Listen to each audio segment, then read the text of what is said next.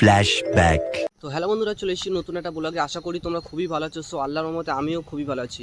তো আজকে আমরা যেতে চলেছি দক্ষিণ উলবেড়িয়া হাওড়া। তো ওখানে আসছেন ভাঙড়ের বিধায়ক বিজাত নওশাদ সিদ্দিকী ভাইজান আসছেন। তো চলো ওখানে গিয়ে কী হয় না আপনাদেরকে দেখাবো। তো চলো, বিধায়ক নওশাদ সিদ্দিকী নিয়ে আমি এত সুন্দর সুন্দর প্রতিদিন ব্লগ ভিডিও দিয়ে যাচ্ছি, বিগত দিন দিচ্ছি। তো তারপরেও মানুষ ভিডিও দেখছে, খুব বেশি 2 থেকে 3,000 ভিউ আসছে।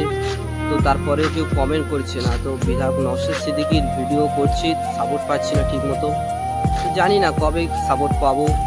তো কি বলবো, আপনারা এই ভিডিওটায় যদি 100 কমেন্ট আসে তো এরপরে বিধায়ক নওশাদ সিদ্দিকীর ভিডিও দেবো, না হলে এরপরে অন্য ধরনের ভিডিও দেবো। তো কি বলবো, যেহেতু অতটা সাপোর্ট পাচ্ছি না সেই কারণে ভিডিও দেওয়ার আর মন চাইছে না।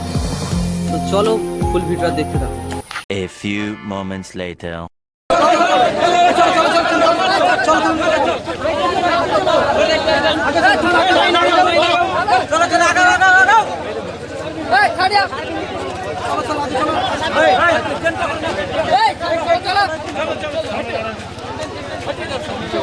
ये मस्जिद আছে না ওতে চৌরাস্তার মুখে, ওই মসজিদের চৌরাস্তার মুখে।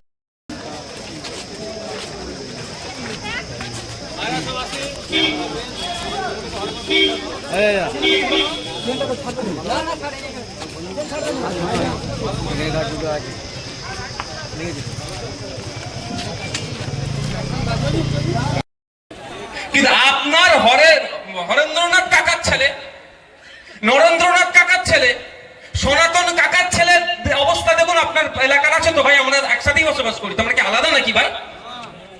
কেউ মন্দিরে যায়, কেউ মসজিদে যায়, কেউ বলে রোজা, কেউ বলে উপোস। এর মধ্যে বাইরে কি আছে ভাই?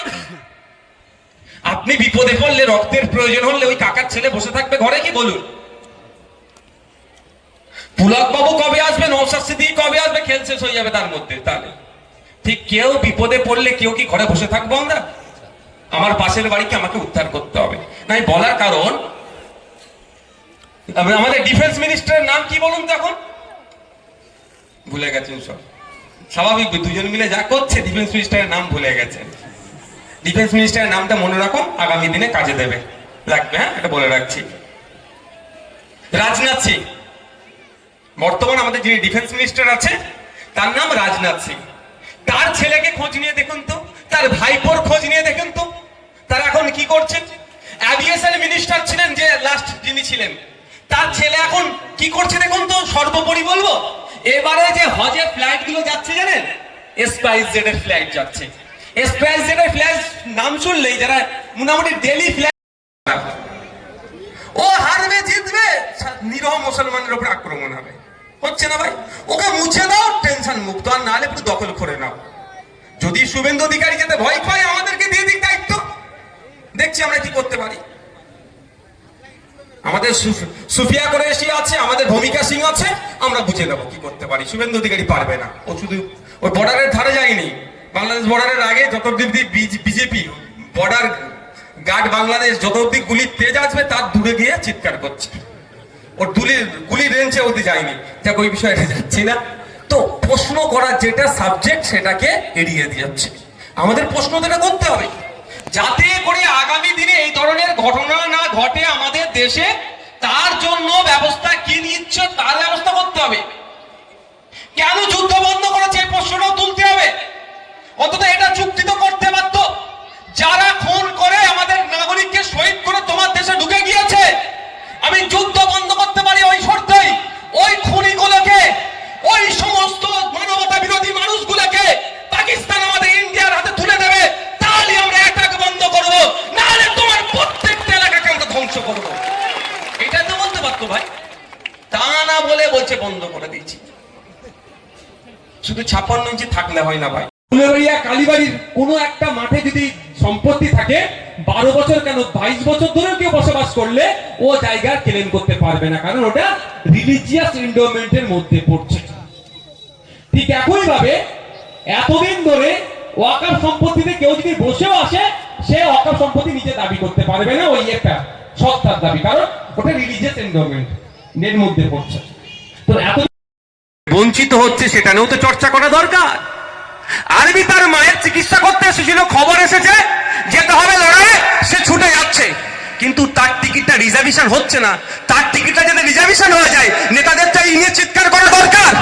দিল্লিতে যে নেতাদের এমপিরা আছে, যারা এখানকার যে এমপি আছেন, পার্লামেন্টে গিয়ে রেলওয়ে দপ্তরের মিনিস্টারকে তো বলা দরকার যে আর্মি কোটায় যারা ডিফেন্স থেকে যারা আসবে, তারা যখন টিকিট কাটবে তাদের টিকিটগুলো যাতে সাথে সাথে রিজার্ভেশন হয়ে যায় তার ব্যবস্থা করা দরকার। সেইগুলো বলবে না, সেইগুলো তো কেউ জানতে পারবে না, তো সিম্পাথি পাবে না। তো এখানে বলছে তেরেঙ্গা ঝান্ডা, 100 বার তেরেঙ্গা ঝান্ডা করো ভাই, নিয়ে করো, র্যালি করো, কিন্তু আর্মিতে যে সমস্যাগুলো আছে, ডিফেন্সে যারা আছেন, আপনারা দেখেছেন মিডিয়া এসেছিল, একজন ব্যক্তি ওই ডিউটিতে জয়েন করতে যাচ্ছিল, তাড়াহুড়ো ছিল, টিকিট কাটতে পারেনি, তাকে ফাইন মেরে তাকে নাকি আবার বলছে জেলে ফেলে দিয়ে দেবো টিটিটা, যদিও টিটিটাকে সাসপেন্ড করেছে। তাহলে এই সমস্যা হবে কেন ভাই? যদি আর্মি কোটাতে বা ডিফেন্সে যারা আছে তাদের কোটাতে টিকিট কাটো, সাথে সাথে তুমি তোমার রিজার্ভেশন পেয়ে যাবে, তাহলে সমস্যা মিটে যাবে। এইগুলো তো আপডেট করতে হবে। এইগুলো চর্চা হয় না, চর্চা হয় কি ওইখানে দাঁড়িয়ে ওই আবার তেরেঙ্গা যাত্রাতে আমাদের ভূমিকা সিং এর সম্পর্কে, আমাদের সুফিয়া কুরেশি সম্পর্কে যতটা না কথা বলবে, আমাদের ইন্ডিয়ান আর্মি, আমাদের ইন্ডিয়ান নেভি, আমাদের ইন্ডিয়ান এয়ারফোর্স সম্পর্কে যতটা না কথা বলবে, তার থেকে বেশি কথা বলবে কি দাদা দিদির গুণগান গাইবে। বেটাদের হাতে বন্দুক তুলে দিলে চাকাতে পারবে না, যারা চালায় তারা বুঝতে পারে। ফাইটার জেট গুলো যারা রাফেল গুলো নিয়ে গিয়ে দুম ধাক্কা ফেলে দিয়ে আসলো, তারাই বুঝতে পারছে, যার দেশের জন্য জীবন তারা উৎসর্গ করে দিচ্ছে, তাদের বেশি না চর্চা হয়ে কে কত বড় নেতা তার গুণগান চলছে। এর আমরা বিরোধিতা করছি। বন্ধুগণ, দূর থেকে যদি নিয়ে আসে তাহলে ক্যারিং খরচ হবে, হ্যান হবে, তেন হবে, তাহলে গায়ের কাছ থেকে বিক্রি করলে ভালো হবে। ওই যে 10 কিলোমিটার বাণিজ্যিক কাজে ব্যবহার করা যাবে না, সেটা কমিয়ে এখন 1 কিলোমিটার করে দিয়েছে। তাহলে বলে নিরাপত্তা বিঘ্ন ঘটবে না? ঘটবে না, ঘটছে। গত কয়েকদিনের মধ্যে প্রায় 10 জনকে ধরেছে। কাদেরকে? পাকিস্তানি গুপ্তচর, পাকিস্তানি লোকেদের, পাকিস্তানের কাছ থেকে টাকা নিয়ে আমাদের দেশ থেকে তারা খবর দেয়। ওই কাছাকাছি ঘুরছিল অনেকের মধ্যে। এই অন্যায়গুলো এরা করে রেখে দিয়েছে। এরা বলছে অরে আন করবো, ত্যান করবো। একবারের জন্য শুভেন্দু বাবু বললো না পাকিস্তানকে আমরা বিদ্যুৎ দেব না, অন্ধকারে পাকিস্তানকে রেখে দেবো। ভারতবর্ষ থেকে যদি পাকিস্তানকে বিদ্যুৎ দেওয়া বন্ধ হয়ে যায়, অর্ধেক পাকিস্তান অন্ধকারে থাকবে। কিন্তু বিদ্যুৎটা বন্ধ করবে না কেন বলুন তো? শুভেন্দু অধিকারীর কথাটা নেবও না একবারও। কারণ যদি নেয়, শুভেন্দু অধিকারীর বড় নেতা ওকে তাবড়াবে। ওটা তো আদানি আম্বানি শিল্পপতিরা বিদ্যুৎ বিক্রি করছে, আর আমরা ফুলকপি, বাঁধাকপি 10 টাকা 12 টাকার, এই ক্যাপসিকাম, ধান, চাল এইগুলোই পাঠাচ্ছি, এর থেকে বেশি কিছু করছি না আমরা। এটা বলছে বন্ধ করে দেবো গরিবগুলোর। আর যার বিদ্যুৎ বন্ধ করতে পারলে ওরা অর্ধেক পাকিস্তান অন্ধকারে থাকবে, সেটা কিন্তু করবে না, কারণ সেটা করলে তো তাবড়ানি খাবে। তা আমরা চাই যদি ব্যবসা বন্ধ করতে হয়, টোটাল আমরা বর্ডার সিল করতে চাই। না বিদ্যুৎ যাবে, না গরিবের ফসল যাবে। যদি গরিব, তোমার বড় লোকের বিদ্যুৎ যায়, তাহলে গরিবের ফসলটা কি দোষ করলো ভাই? এই কথা বলি আমরা খারাপ ভাই। তাই আমি এই জায়গায় দাঁড়িয়ে আপনাদের বলবো, না ঘড়ি রাখো, আমি জায়গায় আপনাদের দাঁড়িয়ে বলবো যে এই সন্ত্রাসবাদের বিরুদ্ধে লড়তে গেলে ঐক্যবদ্ধভাবে লড়তে হবে। এখানে কোনো বিভাজন নয়, এখানে কোনো হিংসা নয়, এখানে কোনো রাজনৈতিক ফায়দা নয়। এখানে আমাদের লক্ষ্য একটাই রাখতে হবে যে আমরা সন্ত্রাসবাদের বিরুদ্ধে দেশ ঐক্যবদ্ধভাবে লড়াই করবে।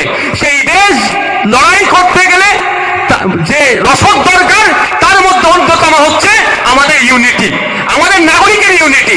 সেই ইউনিটি আমরা কোনোভাবেই নষ্ট করতে দেব না, এটা মাথায় রাখতে হবে। কারণ দেশ থাকলে আইএসএফ থাকবে, দেশ থাকলে আপনি থাকবেন, দেশ থাকলে আমি থাকবো। আর দেশ যদি আক্রান্ত হয়ে যায়, আপনার আমার থাকাটাও নিরাপদে থাকবে না। এরকম ব্যাপার নয়। জঙ্গিদেরকে শাস্তি করার জন্য যতবার পাকিস্তানে ঢুকে পাকিস্তানের জঙ্গিদেরকে খতম করবে, ততবারই কেন্দ্রের পাশে আমরা থাকবো। কিন্তু আপনি কেন্দ্রে আছেন বলে, আপনার সংখ্যা আছে বলে আপনি একটা সম্প্রদায়কে এখন টার্গেট করেছেন, কালকে অন্য সম্প্রদায় খ্রিস্টান ক্যাথলিকদেরকে টার্গেট করবে, ওরা পরের টার্গেট আছে। আপনি চুপ করে থাকলে তো হবে না। দেশের আইন বিচার ব্যবস্থা। আর মমতা ব্যানার্জি কি বলছেন যে তোমরা চিন্তা করো না, আমি আছি। ভালো কথা, আমিও বলছি তোমরা চিন্তা করো না, আমি আছি। এই যখন মামলা খেয়েছিল বলেছিলাম তো, যদি এর নামে জামিন করাতাম এতক্ষণ ধরে তোকে জেলে রেখে দিত ভাই। তাহলে একে বলেছি আমি চিন্তা করো না, আমি আছি, হাইকোর্ট থেকে উকিলকে দিয়ে জামিন করিয়েছি, তাহলে এই চিন্তা মুক্ত। তো আমার আপনার সম্পত্তি চলে যাচ্ছে, চিন্তা করো না, আমি আছি, তখনই তো বুঝবো যখন আপনি পশ্চিমবাংলার বিধানসভায় একটা বিল পাস করাবেন, একটা রেজুলেশন পাস করাবেন যে এই আইন মানা যাবে না, এই আইন যুক্তরাষ্ট্র পরিকাঠামোতে আঘাত দিচ্ছে, জমিটা হচ্ছে স্টেটের মধ্যে পড়ছে, কেন্দ্র এক লপ্তে সেটাকে দখল নিতে চাইছে, এই আইনের বিরুদ্ধে আমরা একটা রেজুলেশন পাস করাচ্ছি, সুপ্রিম কোর্টে গিয়ে মামলা করছি, তাহলে তো বলবো আপনি তাহলে ঠিকঠাক আছেন। সেটা করেছে? বলুন, বলছে আমি আছি, তুমি চিন্তা করো না। তাহলে কিভাবে ভাই আছেন আমি বুঝবো কি করে? একটা গভর্নমেন্ট নোটিফিকেশন দিয়েছে, গভর্নমেন্ট অর্ডার হচ্ছে, জিও বলে যেটাকে, অর্ডার হয়েছে, গভর্নমেন্ট অর্ডার হয়নি, কিন্তু বলছে আমি আছি, চিন্তা করো না। দিল্লি যাওয়ার নিদান দিয়েছে। এবার আমি আপনাদের কাছে একটা অনুরোধ করে যাব, 2026 সাল আসছে, আমাকে ভোট দেবেন না দেবেন, এখানে প্রার্থী দেবো কি দেবো দেওয়ার ইচ্ছা আছে, আমি তাও বলছি আপনাদের কাছে আমি একটা অনুরোধ করে যাব, বিপদে বন্ধু চিনবেন তো ভাই, বিপদে পড়েছেন, রাজ্য সরকারের উচিত ছিল আপনার পাশে দাঁড়িয়ে এখানে বড় বড় আন্দোলন সংগঠিত করা, বিজেপিকে আরো চাপে রাখা, আইনকে প্রত্যাহার করতে বাধ্য করা, তা না করে আপনাকে দিল্লি যাওয়ার নিধান দিয়েছে। তো 2026 সালের আগে আসবে যখন লোকসভা বিধানসভা নির্বাচন, আমি আপনাদের কাছে একটা অনুরোধ করে যাচ্ছি, মায়েরাও বাপেরা অনুরোধ করে যাচ্ছি, ইভিএম মেশিনের সামনে বড় ফুলের তো প্রশ্নই আসছে না, জোড়া ফুলেও যেন হাত টানা যায়। হবে তো ভাই? আমাকে ভালো লাগলে খাম চিহ্নকে দেবেন, না হলে দেবেন না, ওটা আমি জোর করব না, কিন্তু আমি কি বলবো আপনাদের, জোড়া ফুলকে জবাবটা দিয়ে দেবেন। বড় ফুলের তো প্রশ্ন আসছেই না, থাকছে জোড়া ফুল, তাহলে জোড়া ফুলকে জবাবটা দেবেন তো ভাই? একবার জবাব দেন, বুঝে যাবে। আমি ভেবেছিলাম এখন উনি দায়িত্ব নিয়ে, না বিশ্বাস করুন মমতা ব্যানার্জি দায়িত্ব নিয়ে পশ্চিমবাংলার যত রাজনৈতিক দলগুলো আছে ডাকবে, দেখে বলবে কোন দেশে কি, কোন রাজ্যে কি হচ্ছে দেখার দরকার নেই, আমার পশ্চিমবাংলাতে আমি আইন লাগু হতে দেব না, আমার সাথে কে কে সাথ দেবে বলো। আমি ভেবেছিলাম, বিশ্বাস করুন এই সুযোগ ওনার জায়গায় যদি আমি থাকতাম না, পুরো বিরোধীদেরকে আমার পকেটে ভরে নিতাম এই সুযোগে, বিশ্বাস করুন। কিন্তু করবে কি করে, আমাদের তো ওই যেটা দেখছি তো ওই হাতির দাঁতের মতো তো নয়, সব এত গলা পর্যন্ত দুর্নীতি করে বসে আছে, যদি বিজেপিকে না জায়গা দেয় তুলে নিয়ে চলে যাবে। আর আমার এলাকার মানুষজন তৃণমূলের অত্যাচারে অনেকে বিজেপি করছেন, আমি তাদেরকে অনুরোধ করছি, ভুল হচ্ছে, ডবল মার খাওয়া হবে, ডবল মার খাওয়া হবে। যে কেন বলুন তো, ও তৃণমূলের অত্যাচারে বিজেপি করছে, ও ভাবছে বিজেপিকে জবাব দেবে, যদি বিজেপি ওকে সত্যি জবাব দিত তাহলে আমাদের বাড়ির তিলোত্তমা ভুলে যাচ্ছি নাকি আমরা? ভুলে যাচ্ছি? ভুললে হবে না, ওই তিলোত্তমাকে খুন হতে হয়েছে আপনার আমার জন্য, ওই ডাক্তারের ওই অপারেশন থিয়েটারে নোংরামি হতো, অপারেশন রুমে গিয়ে নোংরামি করতো আপনার আমার বাড়ির মহিলা রোগীগুলোর সাথে, তার প্রতিবাদ করেছিল। খবরে দেখেননি যে মর্গে যে সমস্ত মহিলা লাশ পড়ে থাকতো ওদের সাথে নোংরামি ভিডিও করে বিদেশে বিক্রি করতো, ওর প্রতিবাদ করেছিল তিলোত্তমা। আপনার আমার জন্য ওকে খুন হতে হয়েছে, তাহলে ওকে যারা খুন করলো তার বিরুদ্ধে সেন্ট্রাল তো এদেরকে তুলে নিয়ে যেতে পারতো। সিবিআই বলছে 54-55 জন ওই রাত্রিরে ওই করিডোর দিয়ে যাতায়াত করেছে, একজনকেও খুঁজে পায়নি। হতে পারে দিল্লির সিবিআই এখানকার মানুষকে নাও চিনতে পারে, হতে পারে ভাই, হতে পারে। তো তাহলে তো কি চিনতে গেলে তাহলে কি করতে হবে ভাই বলো? সোশ্যাল মিডিয়ায় ছবিগুলো দিয়ে দিতে পারতো, বিভিন্ন পত্রিকাতে টিভিতে পাবলিশ করে দিতে পারতো, এই মুখগুলো কারা আছে খুঁজে দাও তো, আমার পাড়ার কেউ যদি হয় আমরা খুঁজে পাবো না? তাহলে আমরা তো সিবিআই কে অ্যাড্রেস দিয়ে দিতে পারতাম, একটাও জিজ্ঞাসাবাদ করেছে? তাহলে মোদিজির দল, অমিত শাহর আন্ডারে পুলিশ অর্থাৎ সিবিআই, সে কি করলো, তৃণমূলকে বাঁচিয়ে দিল।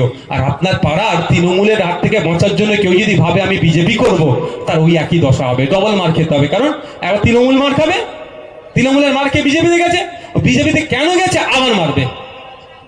আসো আইএসএফের ছায়া তলে ওই লুকিয়ে লুকিয়ে গিয়ে চা খাবো না, লড়াই করবো চোখে চোখ রেখে। 18টা মামলা খেয়েছি, আরো 18টা খাবো, কিন্তু ন্যায় কথা বলে যাব। সকলে ভালো। তো দেখলেন বিধায়ক নওশাদ সিদ্দিকী খুবই সুন্দর বক্তব্য দিয়েছে। তো জায়গাটা খুবই ভালো এলাকা। তো আর কি বলবো, ভিডিওটা কেমন হয়েছে কমেন্ট করে জানাবেন। আর বিধায়ক নওশাদ সিদ্দিকী ভিডিও কেমন লাগে আপনারা কমেন্ট করে জানাবেন। তো আজকের ব্লগটা এই পর্যন্তই, দেখাচ্ছে নেক্সট একটা ব্লগে। তত সব ভালো থাকবেন সুস্থ, সবাইকে অসংখ্য ধন্যবাদ।